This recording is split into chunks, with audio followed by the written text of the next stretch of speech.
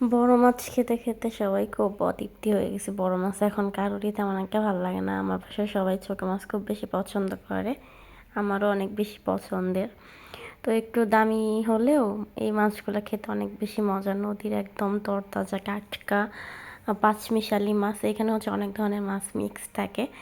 তো অনেক রকমের খাবার, মানে অনেক রকমের তরকারি রান্না করা যায় এক এক মাছ দিয়ে, আবার মিক্স করেও রান্না করা যায়। তো খুবই ভালো লাগে তরকারিটা।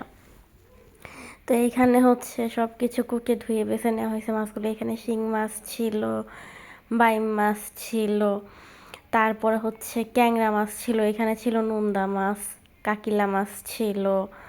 তো সব মাছগুলোকে একদম পরিষ্কার করে ধুয়ে নেওয়া হয়েছে। আপনারা দেখতেই পাচ্ছেন কি পরিমাণ পরিষ্কার করা হয়েছে মাছগুলোকে। তো আমরা সবাই এইভাবেই মাছ পরিষ্কার করে খাই। বাহিরে কোথাও আমরা গিয়ে মাছ খাই না। আর এই যে এখানে হচ্ছে ট্যাংরা মাছ ছিল। এই মাছ হচ্ছে পরিষ্কার মানুষ কিভাবে করে না করে, সেই জন্য কোথাও গিয়ে মাছ খাই না।